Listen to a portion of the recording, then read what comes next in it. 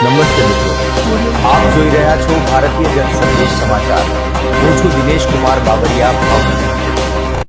નમસ્કાર દર્શક મિત્રો, નવા વિડીયો સાથે આપ સૌનું હાર્દિક સ્વાગત છે. હું છું સોલંકી દર્શના. છેલ્લા ઘણા સમયથી રોહિશાળા ગામની નિશાળમાં વિદ્યાર્થીઓને પીવાના પાણીની સમસ્યા હોવાથી બોર પડાવવા માટે વારંવાર અનેકવાર રજૂઆતો કરવા છતાં ગ્રાન્ટ ફાળવવામાં ભેદભાવભરી નીતિથી કંટાળીને શાળામાં ભણતા ભૂલકાઓને પાણીની વ્યવસ્થા કરાવવા માટે રોહિશાળાના સરપંચ પ્રતિનિધિ કૃપાલસિંહ સરવૈયા આજે પાલિતાણાના આંબેડકર ચોક ખાતે ધરણા ઉપર બેઠા છે અને તંત્ર દ્વારા આ ભેદભાવ વિરુદ્ધ પોતાનો મજબૂત અવાજ ઉઠાવીને લોકો સમક્ષ ગંદી રાજનીતિ ખુલ્લી પાડવા રહ્યા છે. લોકોના કરવેરા પૈસા પગાર મેળવી વિવિધ સુવિધા ભોગવતા અધિકારીઓ શા માટે આવા ભેદભાવ કરતા હશે એ ગંભીર સવાલો થઈ રહ્યા છે. રોહિશાળાના ગ્રામજનોની એક જ માંગ છે કે તાત્કાલિક ધોરણે ગામની શાળામાં ગ્રાન્ટ ફાળવવાની પીવાના પાણીની વ્યવસ્થા કરવામાં આવે અને ગ્રાન્ટ ફાળવવામાં થતા ભેદભાવ બંધ કરવામાં આવે. રોહિશાળા ગામના વિકાસમાં કામમાં અડચણ આવતા બાબતે વિધાનસભા સભાના પ્રભારી કૃપાલસિંહ સરવૈયા, પાલિતાણા પ્રમુખ એડવોકેટ રાઘવભાઈ ગોહિલ, શહેર પ્રમુખ ભીખાભાઈ જનકભાઈ જીવાણી, સૌજીભાઈ ગોહિલ, જમાલભાઈ સહિતના આમ આદમી પાર્ટીના આગેવાનો ઉપસ્થિત રહ્યા હતા.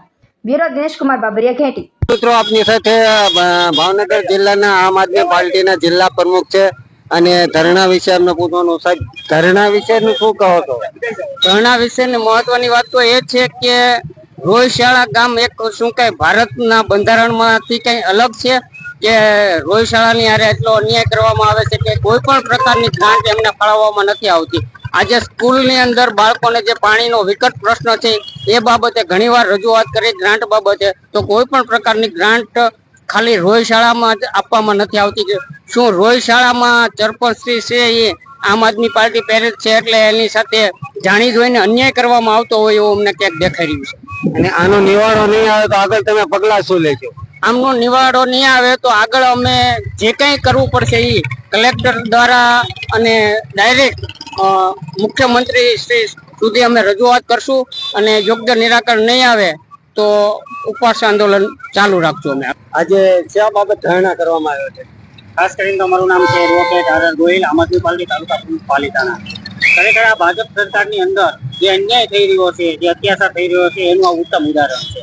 ખાસ કરીને તો અમારા કૃપાલસિંહ સરવૈયા, આમ આદમી પાર્ટી વિધાનસભા પ્રભારી પાલિતાણા, અને રોહિશાળા ગામમાં માજી સરપંચ હોય, 20 વર્ષથી સરપંચ પણ કરતા હોય, આ વખતે પણ એમના દીકરી સરપંચ હોય અને પોતે સરપંચનું પ્રતિનિધિ કરતા હોય, ત્યારે સત્તા પક્ષ દ્વારા ગામના વિકાસ માટે જે સમાનતાના તકે એક્ટિવિટી આયોજન છે, 15% વિવેકાધીનની ગ્રાન્ટો છે, એ ગ્રાન્ટો દરેક લોકોને આપવી જોઈએ, દરેક ગામ વાઇઝ આપવી જોઈએ, સારા સારા વિકાસના કામ માટે આપવી જોઈએ.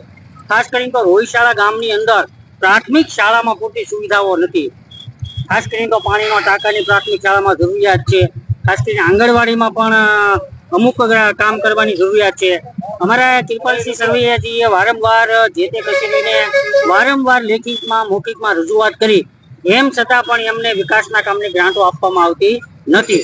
એટલે આ ભ્રષ્ટ ભાજપની સરકાર જે છે એક તાનાશાહી છે. સમાનતાના ધોરણે જ્યારે પબ્લિકના ટેક્સના પૈસાનું સરકાર આયોજન કરતી હોય અને એમાંથી બજેટ બનતું હોય ત્યારે દરેક ગ્રામ પંચાયતને સરકાર ભાગે ગ્રાન્ટો આપવી જોવે, બરાબર, વિસ્તાર વાઇઝ ગ્રાન્ટો આપવી જોવે. પણ જેની સત્તા બેઠી છે એ સત્તાના જોરે જે લોકો વિપક્ષમાં કામ કરે છે, આમ આદમી પાર્ટીમાં કામ કરે છે કે કોંગ્રેસમાં કામ કરે છે, આવા સરપંચોને આ સરકાર દ્વારા દબાવવાનો પ્રયાસ થઈ રહ્યો છે, જેને અમે સખત શબ્દોમાં આમ આદમી પાર્ટી વખોડી કાઢીએ છીએ. અને એમના જ પ્રતિક્રિયા રૂપે આજે અમારા કૃપાલસિંહ સરવૈયા ધરણા ઉપર બેઠા છે. આમ આદમી પાલિતાણા પરિવાર વતી એમને સંપૂર્ણ સમર્થન આપવામાં આવે છે. આપનો પ્રશ્ન શું છે? અમારો એક જ પ્રશ્ન છે. 2014 થી ભાજપની સરકાર ફૂલ એક્ટિવ મોડમાં હોય અને વિકાસ વિકાસ વિકાસ ચારે તરફ વિકાસ કરી રહી હોય, આવી રીતના બણકા ફૂકી રહી છે. ત્યારે હાલમાં આપ જોઈ શકો છો, અમારા આમ આદમી પાર્ટીના સરપંચ પ્રતિનિધિ કરનાર કૃપાલસિંહ બાપુ રોહિશાળા, જેઓ રોહિશાળા ગામના વિકાસ માટે વારંવાર ગ્રાન્ટની રજૂઆત કરે છે, પણ તેમને સરકાર તરફથી કોઈ ગ્રાન્ટ આપવામાં આવતી નથી. સરકારી શાળાની અંદર બાળકોને પીવાના પાણીની ફૂલ તકલીફ છે. એમના માટે ત્યાં બોર કરાવવા માટે ગ્રાન્ટની માંગણી કરેલ હતી, પણ આજ દિન સુધી તેમની માંગણી સ્વીકારવામાં આવતી નથી. કલેક્ટર સાહેબને પણ આવેદન પત્ર આપેલ છે, પણ તોય આજ સુધીની અંદર એમને ગ્રાન્ટ મળેલ નથી, કોઈ જવાબ આપેલ નથી. તેથી કૃપાલસિંહ બાપુ આજે ઉપવાસ માટે બેઠા છે. તો આમ આદમી પાર્ટી પાલિતાણા શહેર પ્રમુખ તરીકે હું પણ એમની સાથે જોડાયેલો છું. આમ આદમી પાર્ટી પાલિતાણા તરફથી પૂરેપૂરું સમર્થન અમારું છે અને અમે જ્યાં સુધી એ નિર્ણય ન આવે ત્યાં સુધી ઉપવાસ માટે બેસવાના છે. આપણી લાગણી ને માંગણી પૂરી નહીં થાય તો આગળ શું પગલા લેશું? આગળ હવે અમે જોઈએ છીએ, જો અમારી લાગણી અને માંગણી પૂરી ન થાય તો ગાંધી સીધા માર્ગે જે કાંઈ કરવું પડે તે અમે કરીશું.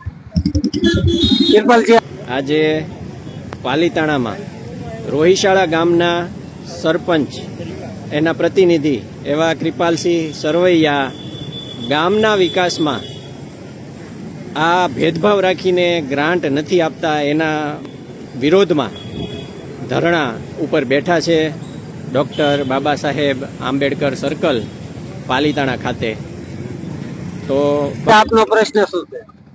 અમારા ગામ રોહિશાળા અવારનવાર માનનીય કલેક્ટર સાહેબને, પ્રાંત સાહેબને, ટીડીઓ સાહેબને ને જિલ્લા વિકાસ અધિકારી સાહેબને અવારનવાર રજૂઆત કરતા છતાં હજી આજ સુધી કોઈ સુલેજ આવ્યો નથી. અમારા ગામમાં રોહિશાળામાં સ્કૂલની અંદર કોઈ પણ જાતની સુવિધા નથી. પણ તો હવે આ સરકારને અમે કહેવી છીએ, અંધભક્તોને કહેવી છીએ કે હવે અમારા ગામમાં આજની તારીખમાં અમારા ગામના બાળકો સ્કૂલનું પાણી શેત્રુંજી ડેમમાં ભરવા જાય છે.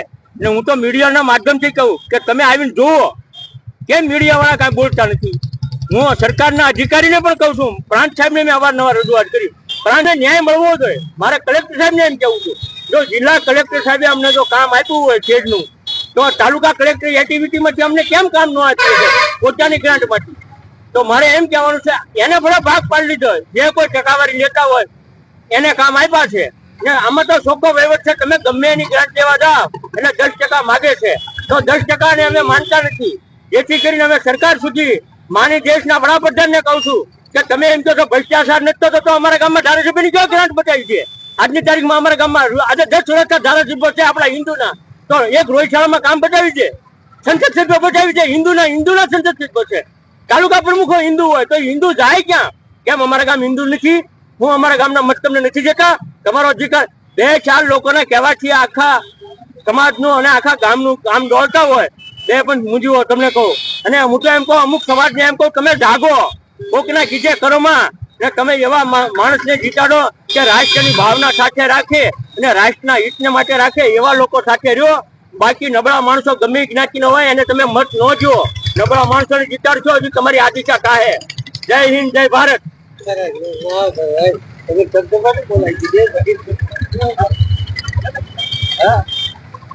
મને પરસો વાળી દીધો કે અમારા ગામના સરપંચ પછી આજે અમે ધરણામાં બેઠા હોય કે જેથી કરીને અમારા ગામમાં સ્કૂલની અંદર કોઈ જાતની સગવડતા હોય નહીં. અવારનવાર પ્રાંત સાહેબને એક્ટિવિટીની યોજનામાં અમે માંગણી કરતા હોય છતાં કલેક્ટર સાહેબ કાંઈ નિર્ણય ન કરી શકતા હોય સરકારના હિસાબે, તો અમારે એવી માંગણી છે નાની એવી નોર્મલ, સ્કૂલની અંદર એક ડાર નખાવી દે એટલે ધરણામાંથી અમે ઊભા થઈ જવી. બાકી અમારે કાંઈ વિકાસ તો અમારા ગામમાં ઘણો કર્યો છે આ લોકોએ, કે એમાં કોઈ સીમા નથી. પણ નિશાળમાં પાણી ન મળતું હોય તો ગામનો વિકાસ કેવો છે સાહેબ, એવું મારું તમને કહેવું છે. જય હિન્દ, જય ભારત. નમસ્કાર દર્શક મિત્રો, આપની સાથે ભાવનગર જિલ્લાના આમ આદમી પાર્ટીના જિલ્લા પ્રમુખ છે અને ધરણા વિશે અમને પૂછવાનું. સાહેબ, ધરણા વિશેનું શું કહો છો? ધરણા વિશેની મહત્વની વાત તો એ છે કે રોહિશાળા ગામ એક શું કઈ ભારતના બંધારણમાંથી કઈ અલગ છે કે રોહિશાળાની હારે એટલો અન્યાય કરવામાં આવે છે કે કોઈ પણ પ્રકારની ગ્રાન્ટ એમને ફાળવવામાં નથી આવતી. આજે સ્કૂલની અંદર બાળકોને જે પાણીનો વિકટ પ્રશ્ન છે એ બાબતે ઘણીવાર રજૂઆત કરી ગ્રાન્ટ બાબતે, તો કોઈ પણ પ્રકારની ગ્રાન્ટ ખાલી રોહિશાળામાં જ આપવામાં નથી આવતી. શું રોહિશાળામાં સરપંચશ્રી છે એ આમ આદમી પાર્ટી પ્રેરિત છે એટલે એની સાથે જાણી જોઈને અન્યાય કરવામાં આવતો હોય એવું અમને ક્યાંક દેખાઈ રહ્યું છે. અને આનો નિવાડો નહીં આવે તો આગળ તમે પગલા શું લેશો?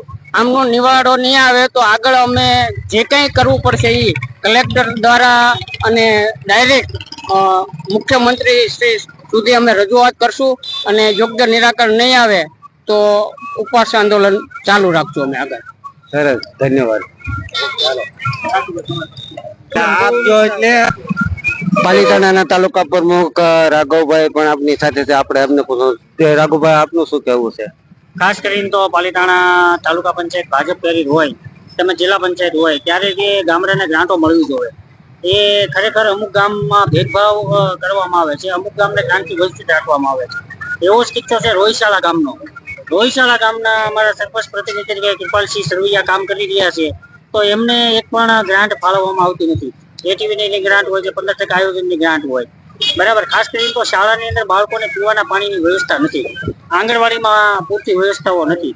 તો એમના માટે વારંવાર રજૂઆતો કરવા છતાંય જે કાંઈ પદાધિકારી કે ભાજપની જે તાલુકા પંચાયત અને જિલ્લા પંચાયત છે અને એમના જે આયોજનો થાય છે અધિકારીઓ મારફત, તો એમાંથી ગ્રાન્ટને રોહિશાળા ગ્રામના ગ્રાન્ટને વંચિત રાખે છે. અને એમના વિરોધ સ્વરૂપ જ્યારે કૃપાલસિંહ આજે ઉપવાસ આંદોલન ઉપર બેઠા છે, ત્યારે આમ આદમી પાર્ટી સંપૂર્ણ એમની સાથે છે, એમના સપોર્ટમાં છે. અને અમે ભાજપ સરકારને કહેવા માંગીએ છીએ, ભાઈ સરપંચ કોઈ આમ આદમી પાર્ટીનો કે કોંગ્રેસનો ભાજપનો હોતો નથી. બરાબર. આ પબ્લિકના ટેક્સના પૈસા છે. સમાનતાના ધોરણે દરેક ગામની અંદર જરૂરિયાત મુજબ ગ્રાન્ટ મળવી જોઈએ. અને સાહેબ કલેક્ટર સાહેબ દ્વારા આપને શું જવાબ મળેલો? કલેક્ટર સાહેબને અવારનવાર લેખિત તેમજ મૌખિક રજૂઆતો કરેલી છે. આયોજન થઈ રહ્યું છે, અમે ગ્રાન્ટો આપશું, આવા વાયદા વચનો અધિકારી અને પદાધિકારીઓ કરી રહ્યા છે. પણ ખરેખર જે બાળકોનો જે પ્રશ્ન છે પીવાના પાણીનો, એ ખૂબ વિકટ છે. સરસ, થેન્ક યુ. રેડી લ્યો.